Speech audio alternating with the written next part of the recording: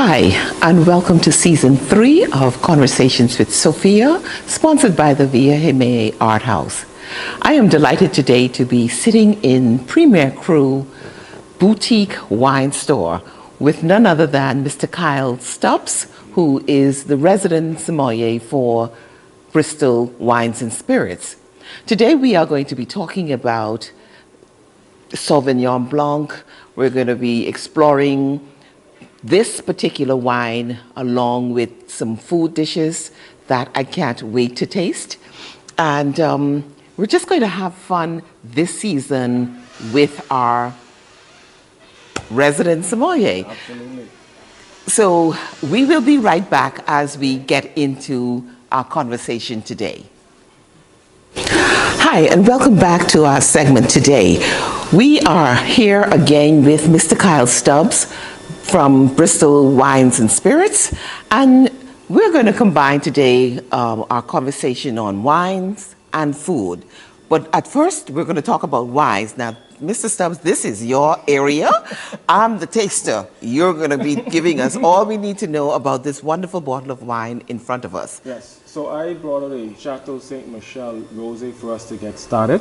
Rosé wines and the style in which they're made present a lot of acid inside the wine. And so it's going to cause us to salivate and actually get us really excited taste bud wise for what's coming, the main show, which is an understanding of Sauvignon Blanc and how it interacts and how we treat our local delicacy, Conch. So this is from Washington State, 2018 is the vintage, so still relatively young and fresh. For rosé wines, we try to have them consumed within 3 to 4 year window. Okay. So there's going to be a heavy push. You're going to see a lot of Chateau Saint Michelle this year as we push towards getting the new vintage. But I like the treatment of rosé wines. It gives a little bit of the floral and red berry characteristics in the wine, but the acid literally has you smacking, looking for another sip kind of thing. So let's dive in and see what we think. I agree, and one of the things you remembered was I love it medium dry, and this is great. So good fruit character hits the front of the palate, right? Just a slight drying sensation in the mid palate, but then the acid is very nice and it's accented with those fruit characters on the end. Indeed. I mean, I just love a nice glass of rosé to wake up the palate kind of thing. And this is a wine that pairs nicely. We're going to be talking about the conch, which is a local delicacy in the Bahamas. We're going to be talking about that. But what else does it pair well with? This is a light, crisp wine, so our light salads, you know, nice mixed grains, and if we're adding any apples and pecans and a little bit of strawberries or berries here and there. But it has enough body to sit on the side of a poultry dish as well. Okay. Right, so a nice roasted chicken, a nice said chicken breast on top of a garden salad would be fantastic with this. But it has enough acidity and a little bit of minerality to go with some seafood. On the side of some shellfish, some shrimp, some conch, some lobster, as well as some fried snapper. Okay. Would do fantastic with this wine. So as we are all trying to slim down in the new year, you know, there's always a push to at the beginning of the year to go into this weight loss kind of modality. Most definitely. So this would be good served with any number of dishes that we are going to be consuming. Definitely. So we're very health conscious, like you said at the beginning of the year. So lots of salads. Yes. Right. We're all about the chicken breast as our preferred protein. Right? We're trying to find protein with less fats and so on and so forth.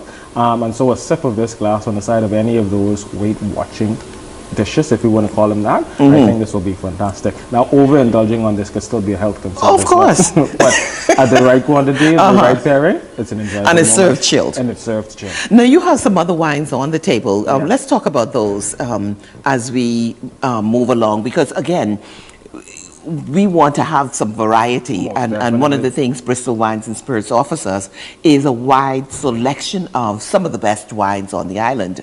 So let's talk about Most definitely. those two over there. These two over here, we're going to have an in-depth experience with them and some of the dishes we'll get to in the next segment. But we have the Crossings Sauvignon Blanc, which Let's is pull that closer. most definitely. Let me just feel it. Oh yes. This is from New Zealand, and New Zealand is really leading the charge on Sauvignon Blancs right Okay. now. Right? It's a it's a mix of love and hate, right? There's a musty aroma, but then there's some fantastic tropical elements that come through at the end. But very good acidity and good minerality, all characteristics of good food wine. And I mean, I love Sauvignon Blanc and its ability to cut through some textural stuff. We'll speak about that when those dishes come out. But this is just a very nice, expressive New Zealand style Sauvignon Blanc. And you wouldn't. Normally we hear Australian wines, so I guess their neighbors decided that they would get into the game of Most producing definitely. some really good wines as well. And they did an awesome job in finding great varieties that fit climate and terroir. And literally the world around is trying to mimic that style of Sauvignon Blanc. Okay. Right? Inside France, in the Loire Valley, we have some other different styles like Sancerre and Pouilly-Fumés, a little bit more mineral driven. But this, the expression of this, the tropical fruit, the acidity, the minerality, it just brings it together and it makes it a fantastic pairing with our local conch. Wonderful. And of course, any other dish that we may want to Most try. definitely. Okay, so it's the crossings. That's the crossings Sauvignon Blanc. And this one is... So we have here a 90-point wine enthusiast wine, Josh Sellers. Josh is from California. This one is from the South Coast. So there's a little bit of warmth and some cool effect coming off of the coastal area there. But this is our very good, solid interpretation of a North American Sauvignon Blanc, right? The fruits are a little bit riper in this, so we get a little bit more of a richer texture. You get a little bit more fruit concentration on the front end of the palate, but then again, that minerality and that acid, synonymous with Sauvignon Blanc, and that's what makes it a So if you want to show off a little bit, you would take a bottle of this as opposed to the crossings. It depends on who you're showing off to. Right? But you know, Valentine is fast approaching, and Most so definitely. gentlemen and ladies, you may want to just impress someone with a bottle of Josh and or the crossings, especially if you're in the crossroads with your relationship. You may want. I would advise you to take the crossings. Interesting conversation on Valentine. For Absolutely, sure. absolutely. But I like the fact that Josh, you know, at the price point is still able to hit 90 points, which speaks to quality, but finding that balance and its approachability and availability to a wider spectrum in the market. So the points. Now that's interesting. So how do you come up with the point system for wines? Tell us about that. There are numerous organizations and wine professionals who have pointing systems. Some a little bit more respected than the others. But we look at names like James Suckling, right? We look at establishments like Wine Enthusiast, Wine Spectator, and they have a board of folks who would come and blind taste wines. And based on criteria, expectation, typicity of a particular grape variety, they would score based on what they see, what they smell, what they taste, how it fits in that profile and give it a score. And then that's averaged out based on that board. And so whenever, especially when you see something like Wine Enthusiast or Wine Spectator and you know that it's a board, right? I'm more inclined to listen to or investigate what they're saying because it's more palettes involved as opposed to one individual. Yes. And so the higher the score, the better the wine. So some folks go out of 5, some folks go out of 10, but the majority of folks in their wine point system go out of 100. Oh, right? I see. We give 10 to 15 points on each category: sight, taste, mouthfeel, finish, grape variety, and so on, and then they apply their point system to it. And of course, that could be a little political inside the wine industry. Absolutely, everything is, eh? And we do certain things to play certain games, but you know, generally speaking, when we see a board that's blind tasted a wine and come up with some outstanding points, 9 out of 10 times that wine won't disappoint. Then that is something to remember. Normally, you wouldn't walk into a retail establishment and see a 90 on a bottle. So where would you look on a bottle for that kind of a scoring? So we try to do an awesome job with putting these necks on the bottle. So first and foremost, when you come into our wine store and you see something on the neck of this bottle and not on the neck of that bottle, you want to investigate. Right. Right. So we kind of draw your attention and then we outline, well, who's the wine? So this necker says there's Josh, who graded them the 90 points. It was the Wine Enthusiast. And the category that they were graded in was Best Buy. And all of this is on this little card right here. All of that is on that card kind of So thing. you want to look for this. If you don't see this on a bottle, it's suspect, eh? So, And that's something that I learned today. I didn't really know that about the point system, and so I think that's a good feature to have, and it's a good selling point, obviously. I was just going to say it's good to brag about. It's something to brag about. Ladies and gentlemen, we are going to be right back when we bring the food out that's going to be paired with these wonderful blends that we have in front of us today. Today we are talking about Sauvignon Blanc, and we're here with Mr. Kyle Stubbs from Bristol Wines and Spirits, and we're going to bring the Conch dishes out next. So let's do that. We will be right back. Hi, so welcome back.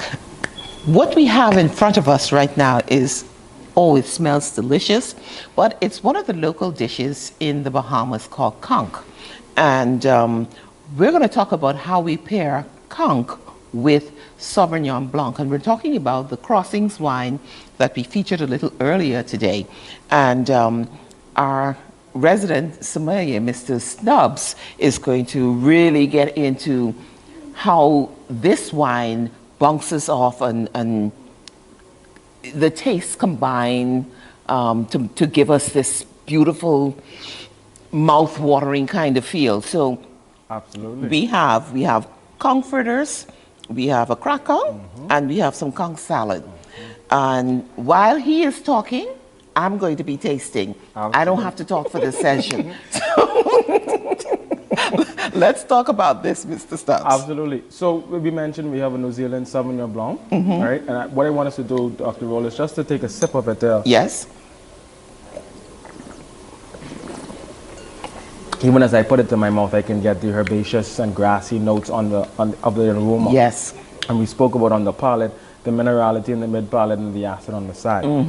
And I just want to speak briefly, we all know how we produce in our own individual way our conch salad, our cracked conch, and our conch fritters. But I want to speak to acid and fatty and oily foods, right? Which the cracked conch and the conch fritters fall into, right? As well as the herbaceousness and the acid and how it accentuates the herbs inside our conch salad. Correct. Now, this is a conch salad from one of my local favorite spots, no pepper.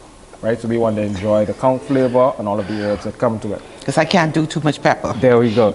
And in some other circles, we call this ceviche. Yes, right. Definitely. So just in case folks who don't know what it is, it's similar to that. Absolutely. And right, it's just the seafood and a little bit of an acidic liquid kind of thing. And for us, we squeeze a lot of lime and orange on our conch salad. The cracked conch, of course, is for us to batter it and coat it and then to deep fry it. So we bring some oily, fatty situation. So we need the acid in this wine to cut through. And I want you to remember, this is also a chef.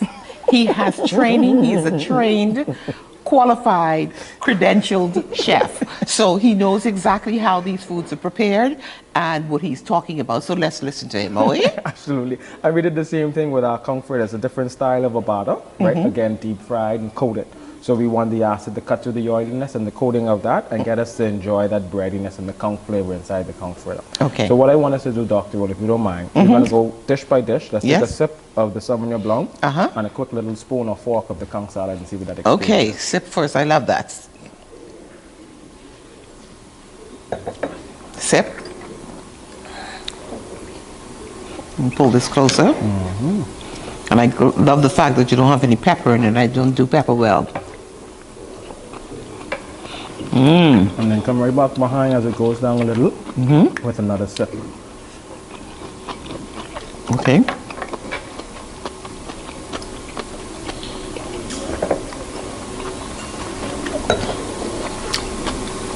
Symmetry. Nothing stands out, right? Nothing really abrases the palate. Not at all. In fact, it helps to go down a little nicer. It literally softens the texture on the conch, right?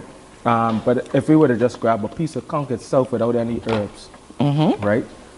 And come back with another sip of this glass, we get that genuine sea salt flavor that we get from conch.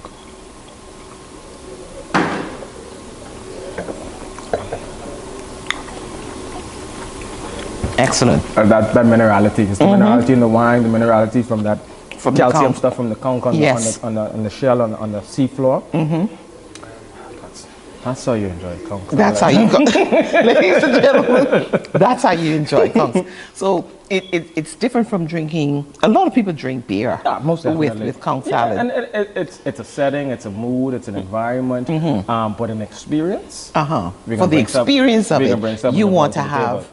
a crossings or another kind of Sauvignon Blanc that has a high mineral content to enjoy the calcium in the conch. Right. So I'm going to need a little bit yes, more I'm wine gonna give you a to little do bit the more- other stuff, you I'm know. going to give you a little bit more of the crossings for the crack conch, and then we're going to do some Josh on the conch fritter. Okay, good.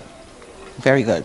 I hope I'm not drinking too much more than you are. It's all right. It's all I'm right. enjoying myself more than you. So we're going to do Okay. the same thing. Another sip with the enjoyment Another sip. of that Sauvignon Blanc. I'm going to come with a piece of our crack conch. And we have some nice homemade tartar sauce there on the side. And tell the audience what tartar sauce is. Tartar sauce is How do you make a good one? Because, you know, tartar sauce is yeah, you're very right. It has to be a good tartar sauce. It is a mayonnaise-based sauce, which we find inside our conch fritter sauce as well. So it just speaks to the simplicity of it. People add, or it's slipping my mind now. Pickles. There you go. pickles. Add pickles to a little bit more complexity to the sauce kind of thing. Your regular hot pepper and some lime kind of thing. But sauces is what really leads the culinary world right now. We appreciate the proteins in their fulfillment, but it's all about the mother sauces and taking it a step up from there. Sauces really bring a dish together, and it also makes the wine addition. Because you don't want anything to compete with wine. No. And so, you know, the subtlety of the tartar sauce in this setting actually is better because you really want to be able to enjoy the wine. I mean, and it's doing the same thing it did with the conch salad. It's bringing flavors down, it's bringing on the texture of the crack conch. conch, and it's sliding to the back of the palate. And even though the conch, the crack conch in this case has a breaded coating, you're not tasting that as much as you're actually tasting the conch. The acid cuts right through it. Absolutely. So again, that's a fantastic Sauvignon Blanc and crack conch. Yes. That is. Cool. Let's have a little bit more of that. Let me just make sure it's what I'm tasting. Yeah, I think that crack conch, that tartar sauce, and that crossing is just good. Yep. So now we're gonna bring Josh to the table. Again, that's North American, so fruit forward, but still the acidity kind of thing. We like that palate. A lot of people are iffy. Don't say a lot. Some people are iffy on crack conch.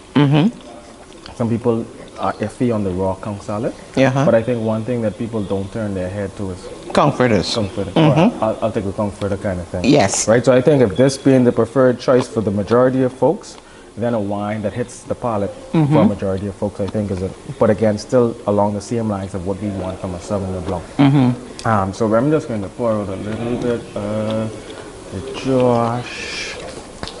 Now, Kyle, there are some viewers who, of course, don't like conch. Okay. What's a good substitute for them? Or can they have?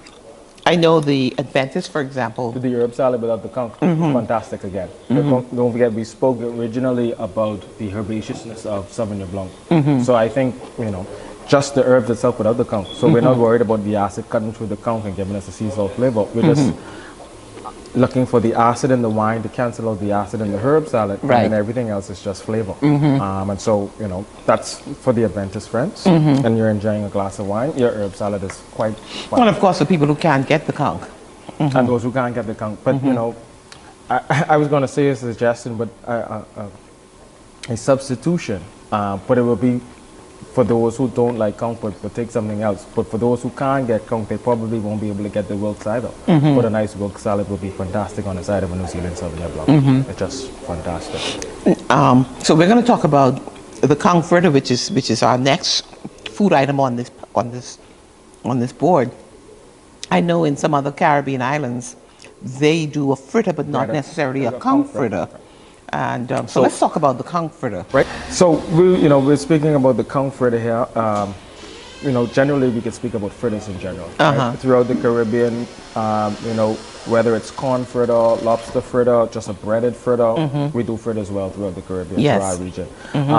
So if we were to take the conch out, it's still all about the acid inside the Sauvignon Blancs to cut through the texture. Right? We're talking about a bready dough-like texture that we need to get through because we want to experience what's in that. Right. Right. The pepper, the herbs, and everything else that would have made that. If it was corn, if it was lobster, in this case it's conch. Conch. So first and foremost, we want to cut through the texture and get to the conch. And then we want to do what we've done with the cracked conch and the conch salad.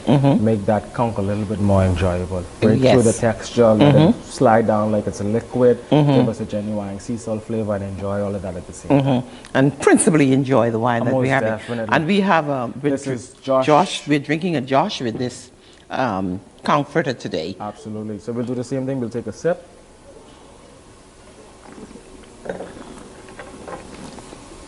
Now listen, we're using fork and knife. It doesn't But happen. normally, and I'm gonna do what we do at home. Let's make it up. Yeah, let's just go natural, man. We're gonna pick up the conch fritter with our fingers because it tastes better with the fingers. Most definitely.